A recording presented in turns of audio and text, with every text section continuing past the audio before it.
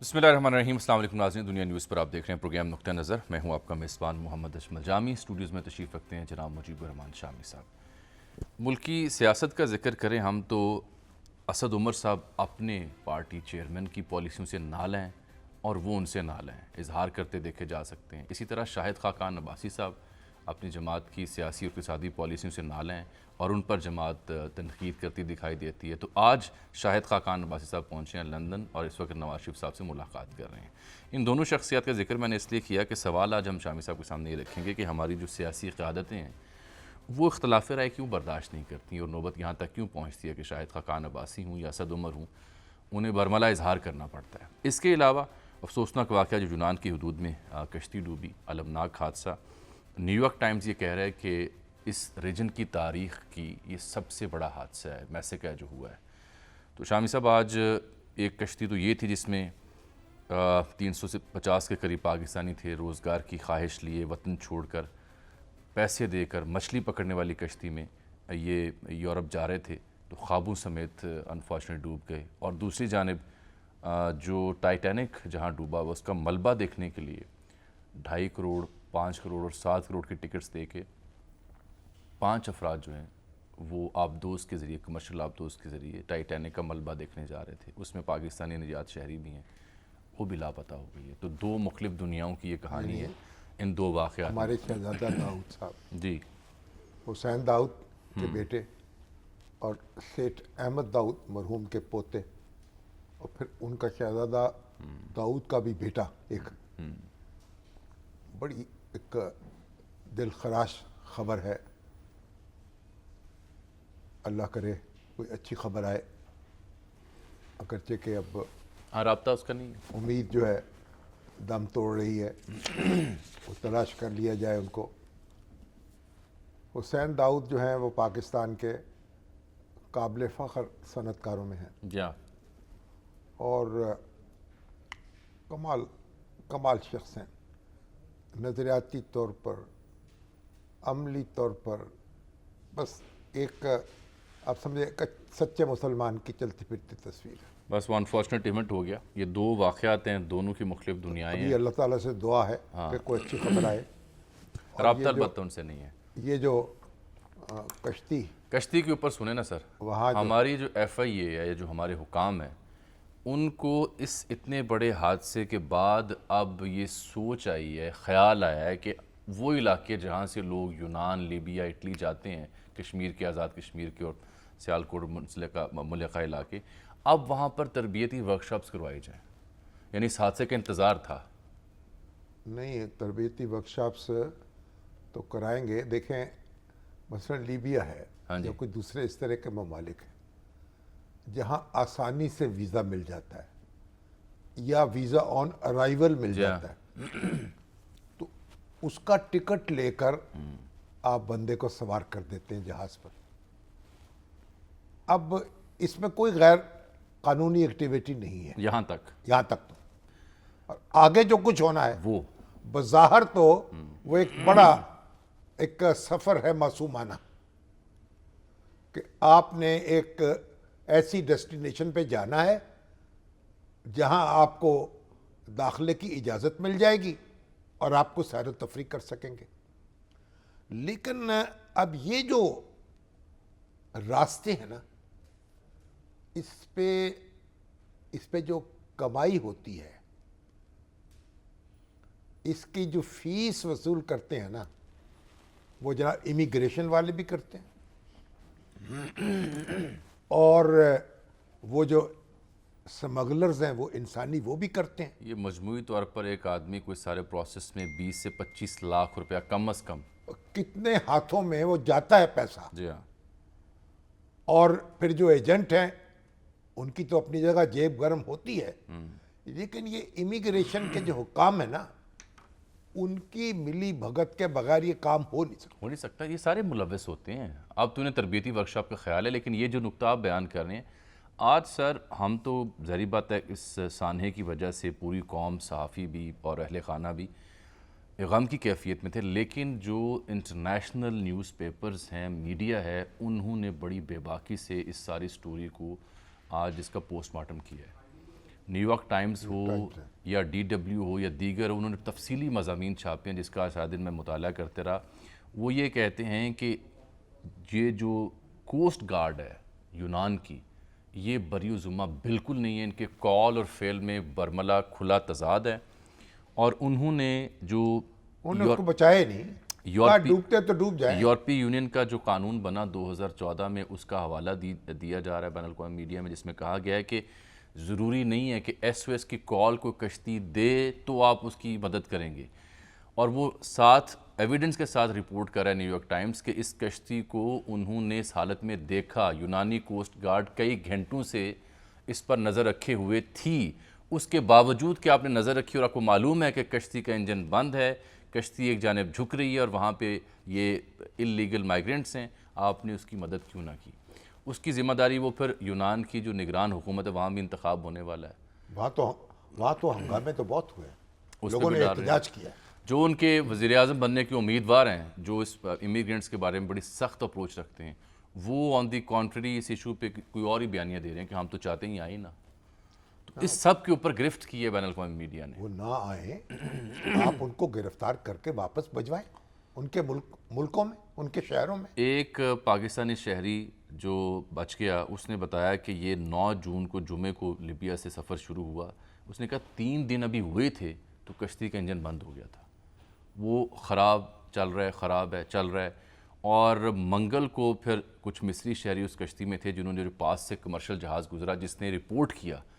New York Times کو report کرا ہے کہ کمرشل جہاز گزرا، اس نے رپورٹ کیا جو انٹرنیشنل سٹیشنز ہیں کہ وہاں پہ ایک کشتی ہے جس کی حالت یہ ہے. وہاں سے پانی مانگ کے انہوں نے چند بوتلیں لیں اور وہ بھی آپس میں لڑ پڑے. اور پھر منگل جب آیا تو اسی جہاز کے عملے نے کشتی کا انجن بند کر دیا اور یہ بتایا مسافروں کو کہ ہم چونکہ یونان کی حدود میں ہیں تو اس لیے بند کر رہے ہیں انجن کہ ہماری آواز ان تک نہ پہنچے. اور آس پاس سے جانے والے جہازوں کو کہتے رہے کہ ہم گریس نہیں جا رہے، ہم تو اٹلی جا رہے ہیں. بہرحال جو کچھ بھی ہوا ہے المناک ہے، شرمناک ہے. اور اب اگر اب بھی آنکھیں کھل جائیں ہماری اور ان لوگوں کو ہم روک لیں اور غیر قانونی طور پر کوئی شخص بیرون ملک جانے کی کوشش نہ کرے، تو تب بھی سمجھیں گے کہ کوئی نہ کوئی سبق ہم نے حاصل کر لیا. اب صرف چند روز میڈیا میں رہنے کے بعد اگر بھول جانا ہے اس سانے کو. ورکشاپ 2-4 کروا دیں گے نا FIA والے. لیکن کروائیں، اصل بات وہ تھی جو آپ ابتدائی میں آپ نے فرمائی ہے، وہ ایلیمنٹس یا جو امیگریشن میں ہیں اور وہ ایجنٹس جو یہ سارے خواب دکھاتے ہیں اور پھر بعد میں فون بھی بند کر لیتے ہیں، ان تک پہنچنا ضروری ہے. سر ان تک پہنچنا ضروری ہے. اصل میں تو امیگریشن حکام جو ہیں، لوگ بڑی بڑی سفارشیں کر کے اور بڑی بڑی تگرم لڑا کے وہاں پوسٹنگ کرواتے ہیں. جن لوگوں کی وہاں پوسٹنگ ہوتی ہے ان کا بھی جائزہ لیا جائے نا، ان کے ایسٹس کیا ہیں، ان کی جائیدادیں کیا ہیں اور کس طریقے سے وہ یعنی ایک آپ سمجھیں کہ سونے کی کان بنا لیا ہے انہوں نے اپنے محکموں کو، اپنے پوسٹوں کو. بہرحال تو دوسرا سر معاملہ جو ہے یہ میں پاکستان کرکٹ بورڈ کی کہانی بھی ڈسکس کرنی ہے آپ سے، کیونکہ ہمارا کرکٹ بورڈ دنیا کا ایک انوکھا تجربہ گائے لیبارٹری ہے. ہر چیز انوکھی ہے. نہیں، یہ کچھ زیادہ ہی انوکھا ہے باقی کرکٹ بورڈز کی نسبت. آپ ملک نہیں انوکھا. الحمدللہ ملک میں کوئی کس کی حکومت قائم ہوگی، کس کی چلے گی، کس کی بنے گی، کس کی بگڑے گی، ہر وقت یہاں یہی زیر بحث رہتا ہے. حکومت جائے گی کیسے، حکومت آئے گی کیسے، حکومت بنے گی کیسے، حکومت بگڑے گی کیسے. میں دنیا کے ہر ملک میں گیا ہوں تقریباً، کسی جگہ یہ سوال زیر بحث نہیں آتا کہ حکومت کا کیا بنے گا.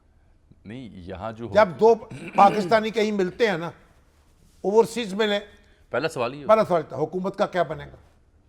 تو ہم نے جو تماشا لگایا ہے یہاں، وہ تماشا بھی اداروں تک بھی چلا گیا. اب یہ کرکٹ بورڈ جو ہے اس میں بھی آپ ایک حکومت آتی ہے اور یہ جو ابھی نجم سیٹھی صاحب اور ذکا اشرف صاحب کے درمیان ایک میچ پہلے بھی پڑ چکا ہے. نواز شریف صاحب نے ذکا اشرف صاحب جو تھے ان کی جگہ پھر تقرری کی تھی نجم سیٹھی صاحب کی. اب نجم سیٹھی صاحب وہ ہیں جن کو نگران وزیر اعلیٰ پنجاب کا ہاں جی مقرر کیا، تجویز تھی پیپلز پارٹی کی. جی ہاں. اب ذکا اشرف جو ہیں اور ان سے تو دلچسپ بات ہے کہ سیٹھی صاحب جو سیاسی نظریات ہیں اس کو دیکھا جائے تو وہ پیپلز پارٹی کے بڑے قریب رہے ہیں. دیکھیے اب ذکا اشرف جو ہیں زرداری صاحب کے بہت قریب ایک بڑے انڈسٹریلسٹ ہیں. ان کے ساتھ ان کے ذاتی تعلقات ہیں, میرا خیال ہے پرانا یارانہ بھی وہ بھی جو کیڈٹ کالج پٹارو ہے اس میں پڑھتے رہے ہیں, کلاس فیلو رہے ہوں گے شاید. اور دوسری بات یہ کہ ان کا اتنا تعلق ہے کہ ان کے بیٹے کا ولیمہ جو ہے وہ زرداری وہ صاحب یہاں بلاول ہاؤس میں ہوا تھا. زرداری صاحب نے انہوں نے ہوسٹ 6-7 سال پہلے زرداری صاحب نے ہوسٹ کیا تھا. اس سے آپ ان کے تعلق کو تو بہرحال اب انہوں نے کہا ایک موقف اختیار کر لیا کہ یہ محکمہ ہمارا ہے, تقرری بھی ہماری ہوگی.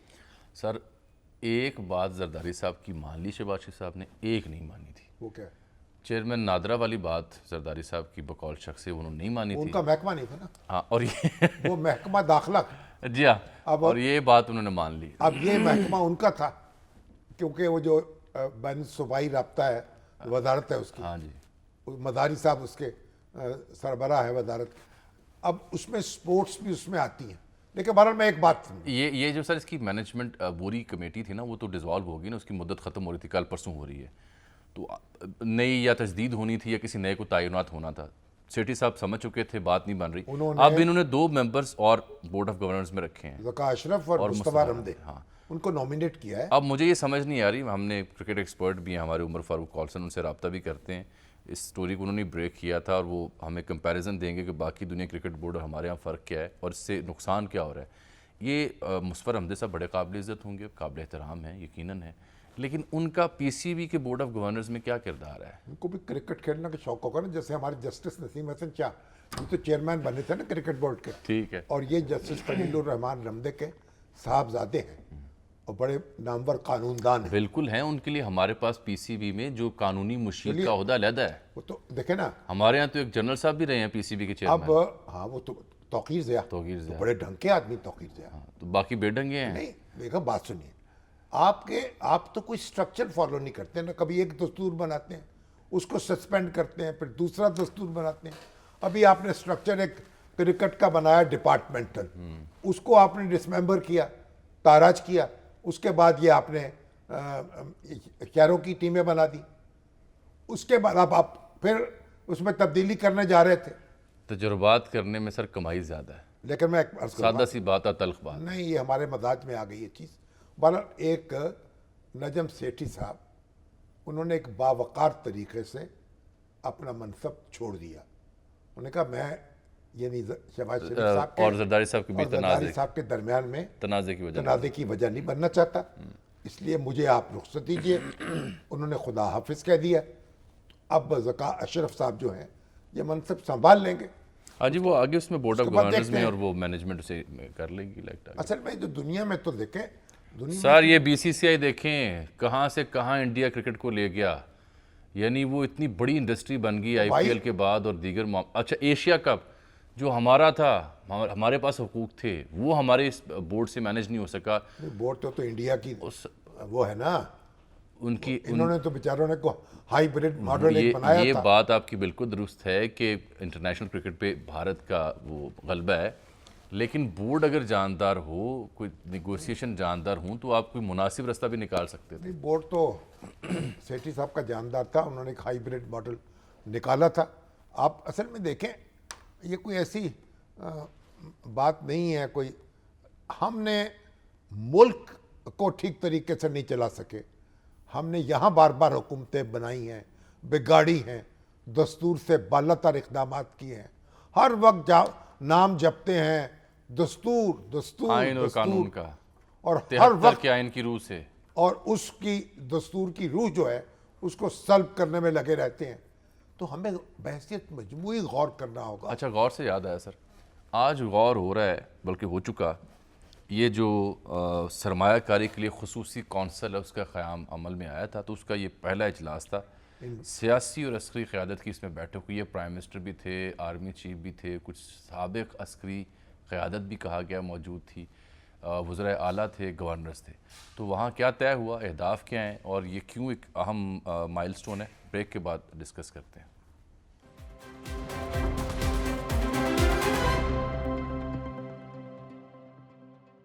ویلکم بیک ناظرین, شامی صاحب، یہ جو سرمایہ کاری کے لیے خصوصی کونسل ہے، اسپیشل انویسٹمنٹ فیسیلیٹیشن کونسل، اس کا اجلاس ہوا ہے، آج ختم ہوا ہے. اس میں جی سول اور عسکری قیادت کا میں نے ذکر کیا ہے. جو چارٹر ایک تشکیل کرنے پر غور دیا گیا ہے، زراعت، انفارمیشن ٹیکنالوجی اور جو معدنیات کے شعبہ جات کو ترجیح دینے کا فیصلہ ہے، اور ون ونڈو فیسیلیٹیشن کا کوئی پروگرام لانچ کرنے کا پلان ہے ان کا جی. اس میں چاروں صوبوں کے گورنرز تھے، سی ایمز تھے، سول اور عسکری قیادت تھی، خزانہ، planning, I T, food security کے وزراء یہاں شریک ہوئے ہیں. یہ اس کی تو بڑی ضرورت ہے سر، جیسے چارٹ آف ڈیموکریسی تھے ایسے چارٹ آف اکانومی بھی چاہیے. جنرل ضیاء الحق کے دور سے ون ونڈو آپریشن کی بات سن رہا ہوں. تو پھر کیا بنا اس کا؟ کچھ بھی نہیں، عملاً بات ہوتی نہیں. جو سرمایہ کار آتا ہے اتنا پیچیدہ بنا دیا گیا ہے، اجازت لو، یہاں سے لو، وہاں سے لو، وہ خود بھاگ جاتا ہے. مختلف سرکاری محکمے گدوں کی طرح اس کے پیچھے پڑ جاتے ہیں. کوئی 48 سے 52 سٹیجز ہیں جو پوری کرتے کرتے انویسٹمنٹ بھاگ اور جاتا ہے. اب یہ تو ایک پہلا کام تو یہ کرنا چاہیے کہ ہر قیمت پر جو خسارے میں یہ کارخانے چل رہے ہیں، یونٹ چل رہے ہیں، ان سے نجات حاصل کی جائے. آپ کہہ رہے ہیں پی آئی بند کر دیں؟ بالکل بند کر دیں، کوئی حرج نہیں. اسٹیل ملک بند کر دیں؟ ہاں جی، وہ تو بند پڑی ہے. پھر سیاست کا کیا ہوگا؟ نہیں، آپ نے جو خسارے میں چلنے والے ادارے ہیں ان کو پرائیویٹائز کریں. آپ ہزاروں ارب روپے یہ نگل گئے ہیں ہمارے، اور اس کے بعد پالیسی بنائیں، ایک سینٹرل ایک سیل بنائیں تاکہ جب بھی کوئی مشکل ہو فوری طور پر اسے رفع کیا جائے. جو انویسٹر آ رہا ہے ٹارگٹ متعین کیا جائے اور وہ پالیسی کوئی بدل نہ سکے. کوئی حکومت آئے کوئی جائے، پالیسی جاری رہنی اچھا، چاہیے. یہ ہے تو بڑا خوش آئند اور جاری رہنی چاہیے، لیکن اس کے لیے آپ نہیں سمجھتے کہ جو پولیٹیکل سٹیبلٹی ہے وہ بڑی ضروری ہے؟ ہر چیز ضروری ہے نا. پولیٹیکل سٹیبلٹی ضروری ہے، اس سے اکنامک سٹیبلٹی آئے گی. اس کے ساتھ ساتھ یہ نہیں، جو پولیٹیشنز کو بھی سٹیبل ہونا چاہیے نا، ان کی سٹیبلٹی بھی ہونی چاہیے. بھئی آپ اپنے استقلال پیدا کریں نا اپنے اندر. وہ استقلال موسم پر مبنی ہوتا ہے، کنٹینیوٹی ہونی چاہیے پالیسی. ہوا پہ مبنی ہوتا ہے، نہیں، خزاں پہ. ہم بہت برے پھنس گئے ہیں. اس وقت ہماری حالت بڑی دگرگوں ہے معاشی طور پر، اور ہم ایک مجدار میں ہیں. بالکل، انفارچونیٹلی. اگر ہم نہیں نکلیں گے تو پھر ہم بس ہاتھ ملتے رہ جائیں گے. اب وہ شاہد خاقان عباسی صاحب کی ملاقات ہوگی ختم. وہ یہ کہتے ہیں جی کہ سب کو ساتھ لے کر چلنا ہی حل ہے اور مذاکرات ہی اصل حل ہے. چلیے، تو ملاقات کہتے ہیں بڑی مثبت ہوئی ہے، کیونکہ ظاہری بات ہے وہ اور مفتاح پہلی بات صاحب تو یہ شاہد خاقان عباسی ہدف صاحب تنقید وہ تھے. مسلم لیگ کا جو یہاں اجتماع تھا اس میں شریک نہیں ہوئے. اس وقت تو فراس گئے ہوئے تھے. اب ان پر غم و غصے کا اظہار ہے. مفتاح اسماعیل پر بھی غم و غصے کا اظہار تو شہباز شریف صاحب نے کیا. بھائی آپ کہتے ہیں سب کو ساتھ لے کے چلنا ہے، اپنوں کو تو لے کے چل نہیں پا رہے. اپنے تو آپ سے چل نہیں پا رہے. اس لیے ان کی باتیں سنیں تحمل سے. ان کو بھی ڈسپلن اسد عمر کا کا کوئی احساس کرنا چاہیے. اب اسد عمر نے ایک انٹرویو دیا اور کہا کہ جو غلط فیصلے کیے خان صاحب نے ان کی نشاندہی کی. اب تاریخ مل رہی تھی الیکشن کی، جو مذاکرات ہو رہے تھے حکومت سپریم کورٹ آپ کے کو زیر یاد سایہ. ہوگا ہم نے پروگرام میں یہ خبر بریک بھی کی تھی جس کی آپ تصدیق کر رہے ہیں. اسد عمر صاحب بھی، شاہ محمود صاحب بھی چلتے چلتے کرتے ہیں، فواد چودھری بھی. اور خان صاحب نے نہیں لینے دی وہ تاریخ. نہیں، ان دونوں نے پوچھا، فواد چودھری نے اور شاہ محمود نے پوچھا نکل کے کہ جناب یہ تاریخ مل رہی ہے. وہ انہوں نے انکار کر دیا. اب اس کا صلہ کیا ملا ان کو؟ اب دیکھ لیں کہاں کہتے بیٹھے. معطل ہو گئی ہے ان کی رکنیت، پتہ نہیں درست ہے یا غلط ہے. اسد عمر کی؟ ہاں جی، وہ سٹیٹمنٹ جاری کیا انہوں نے. پی ٹی آئی نے ان کی رکنیت معطل. نہیں، وہ نہیں، جو پی ٹی آئی کی آفیشلی جو ہو آیا سکتا ہے یہ فیک نیوز ہو. جو فیک تھی، انہوں نے یہ کہا ہے کہ جو اسد عمر صاحب کے بیانات تھے نا ان کا جواب دیا ہے کہ آپ کے خیالات میں ابہام اور کنفیوژن واضح ہے. آپ کی جو بیانی ہے وہ حقیقت سے متصادم ہے. اگر آپ کو پارٹی چیئرمین سے اختلاف تھا تو آپ اسی وقت منصب سے الگ ہو جاتے وغیرہ وغیرہ. وہ دکھ رہے ہیں، وہ بیان تو دو کچھ دیتے رہے ہیں، لیکن جو پالیسی چیئرمین صاحب نے اپنائی اس کے نتیجے میں تباہی آئی نا. استعفیٰ دیا قومی اسمبلی سے، پھر 2 اپنی اسمبلیاں تحلیل کر دیں. اب دیکھیں اس کا نتیجہ کیا نکلا، ان کے ہاتھ میں کیا آیا. بالکل ٹھیک کہہ رہے ہیں. اور اب بے یقینی ہے، پتہ نہیں کیا گزرنی ہے پی ٹی آئی پر. اس کے جو صدر صاحب تو ہیں بیچارے، ان کو تو بیٹر کلاس تو مل گئی آج. چودھری परवेज इलाही हाँ साहब जी, को। एक ज़मानत हुई है एक लेकिन केस में जमानत हो गई और वहाँ एक पे गाड़ियाँ खड़ी हैं अभी FIR एक और में। अच्छा जी, FIR ने आज एक नया आज मुकदमा ये दर्ज कर दिया। नाकाबिल ज़मानत वारंट गिरफ्तारी भी जारी हुई है। उधर असद कैसर PTI चेयरमैन के भी, हमाद अजहर के, मियाँ असलम के और मुसरत चीमा और जमशेद चीमा के। ये थाना नसीराबाद में कंटेनर जलाने और थाना मॉल टाउन में नून लीग के जो ऑफिस के ऊपर असद हमला था, कैसर, शाह महमूद कुरैशी, असद उमर, उनकी बेलें जो बेल खारिज हो गई हैं खारिज हो गई, और जमानत और बड़ी कबल गिरफ्तारी, जल्दी में फिर वो बाहर बेचारे जल्दी में वहां से भागे। भागे हैं। अब बताइए, एक तरफ ये हुकूमत उनके पीछे है, दूसरी तरफ खान साहब उनके पीछे हैं, तो क्या बनेगा बेचारा, क्या बने कहाँ जाए? अच्छा सर, तू ही बता तेरा मुसलमान किधर जाए। अच्छा सर, ये गुलजार इमाम शंबे के बाद जो अभी तो आप ये देखें, बताइए। ये जो ख्वाजा आसिफ साहब हैं, हाँ जी। वो ओवरसीज पाकिस्तानियों पे बरसते हैं, कभी कभी वाइस चांसलरों पे बरसते हैं। खैर माजत कर ली उन्होंने। ओवरसीज का तो बड़ा रद्दमल आ रहा था। तो हमारे जो जाकिर वो नसीम जाकिर साहब। नसीम साहब हैं, अमेरिका में मुस्लिम लीग के सदर, वो तो जनाब इतना यानी इस कदर गर्म है, ऐसे अल्फाज उन्होंने इस्तेमाल किए हैं कि ख्वाजा साहब जो हैं, अगर उनको सुना दिए जाए तो चौकड़ी भूल जाएंगे। चलिए, ये सर अब तो ख्वाजा साहब जरा एहतियात करें, अपनी उम्र का लिहाज करें। नहीं, उम्मीद अब करेंगे। अब आप बुजुर्ग हो नहीं, चुके अब हैं। करेंगे, अब करेंगे। अच्छा सर, आज बड़ी अहम खबर ये थी, सर बकफ मोहम्मद, ये पेशावर पुलिस लाइन हमले का मास्टरमाइंड, जमातुल हिलार और TTP सर बकफ मोहम्मद सर, ये जहन्नुम वासिल हुआ है। इनके अंदरूनी इख्तलाफात थे, लेकिन ये बहुत बड़ी कामयाबी है इस सूरत हाल को देखा जाए कि KPK में बलूचिस्तान में जिस तरह की कार्रवाइयाँ हो रही थी, उनके जो बड़े बड़े सुरखेल हैं, गुलजार इमाम शंबे ने अगर हथियार डाले, इसकी जो हलाकत है, ये बड़ी एक अचीवमेंट है कि इससे इनका जो कमर है वो टूटी है दहशतगर्दों, क्योंकि ये कई एक दहशतगर्दी कार्य मुलव्वस और बिलखसूस जो सोशल मीडिया पे प्रोपेगेंडा था against the state of Pakistan, against the institutions, उसमें इसका बड़ा किरदार था। तो गैबी इमदाद मिल रही है जी, अल्लाह ताला करम करे। और फिर साथ वो मिसिंग पर्सनस वाला मामला भी चलता रहता है, तो मुख्तसर अहवाल बयान कर देते हैं। वो कोयटा में एक कॉन्फ्रेंस भी हो रही थी, तो उसमें हाँ जी, जस्टिस रिटायर्ड फजल रहमान साहब हैं, मिसिंग पर्सन कमीशन का हिस्सा रहे हैं, बैरिस्टर साद रसूल वहाँ थे, नसरुल्लाह बलोच जो हैं voice for missing person of Balochistan के नुमाइंदे, वो भी थे। तो मालूम हुआ कि 9133 केसेस जो हैं नवंबर 2022 तक रिपोर्ट हुए, 6926 सॉल्व कर लिए गए हैं और सिर्फ 2210 पेंडिंग है। तो वहाँ कंसेंसस ये था कि एक भी अगर पेंडिंग है तो सवाल है, लेकिन ये मुकालमे के ज़रिए बात बनेगी। नहीं, असल में तो एक एक शख्स का पता लगना चाहिए ना। लेकिन अब ये भी है, कई लोग खुद ये भी मुख्तलिफ मुल्कों में भाग चुके हैं। ये भी वहाँ हाईलाइट किया गया। और ख़ास बात ये थी इस मिसिंग पर्सन के ऊपर जो सेशन हुआ वहाँ पे, कि मामा कदीर वहाँ पे गेस्ट के तौर पर बैठे थे, वहाँ कोर कमांडर से वो मिले, वो बैरिस्टर साद रसूल से हम कलाम हुए, वो ऑडियंस के साथ हम कलाम हुए। ये बड़ी अचीवमेंट थी, अच्छी बात है कि उम्मीद है कि वो मुकालमे पे बिलीव रखेंगे और मिल बैठने पे बिलीव रखेंगे। मिल बैठ के तय करने चाहिए। लेकिन एक अब ब्रेक ले देखिए, लूँ मैं। कोई इराक में लड़ रहा है, कोई शाम में लड़ रहा है, कोई अफगानिस्तान में लड़ रहा है, कोई यहाँ पहाड़ों पे चढ़ गया, ये भी तो देखे ना। एक छोटी लेकिन असल में बात यह है कि जो हमारे इमरान रियाज हैं, हाँ, वो अभी तक उनका तो पता चले यार, अभी तक उनका मालूम दिन दिहाड़े यहाँ से वो अभी तक उठा लिए गए। अभी तक नहीं उनका मालूम, असल तो मसला ये है। अभी तक कोई अता पता उनका नहीं है। एक ब्रेक नाज़रीन।